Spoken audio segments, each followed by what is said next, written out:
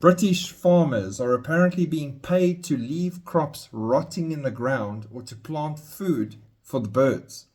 A British farmer said the government has offered a scheme to pay farmers not to supply food for 3 years. The scheme is part of a larger trend where farmers are being financially incentivized by the state to reduce food production. Now, apparently it's part of a scheme to let the land lie fallow and rest. That's a good thing. It's a biblical thing and it's a right thing. In a time of mass famine all over the world, do you really think they're meaning it for good and for biblical reasons? Cornish farmer Keith Andrews explaining how the UK government is incentivizing farmers not to grow food. We've been offered £2,500 to join a scheme for the next 3 years where we don't supply you food. I'm going to plow a field. I'm going to put spring barley in. I'm going to get £440 off the government per acre. And when it comes to crop size, leave it to rot in the ground. So I don't get no straw for the cattle. You don't get nothing for your bread. Everything we make. I can also plant bee mix, which is for birds and bees. I can plant wild bird seed for wild birds. I can also be paid to buy a ton of bird seed like anyone puts in their garden for the birds and throw it out on the ground once a week. I get paid for that.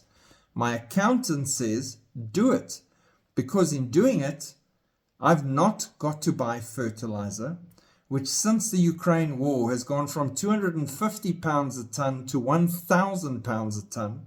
So in order to fertilize your food, I've got to buy fertilizer at that price. I've got a crop I don't have to spray. I don't have to send nobody out there with a tractor. I don't have to fertilize, so I can leave it in the ground to rot. It's a complete win for the farmer on the ground, incentivized to not grow any food to be supplied to the people.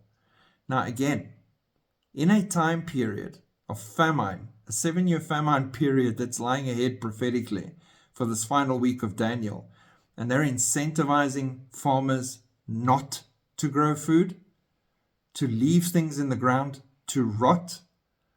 The plan is in full swing.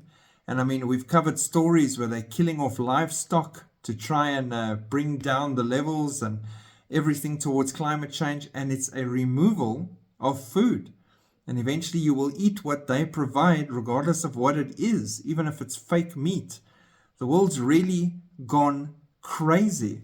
And this plan of theirs is accelerating something crazy, because they know, and this is the exciting part, their time is short. They don't have a lot of time. God is in control. Shalom.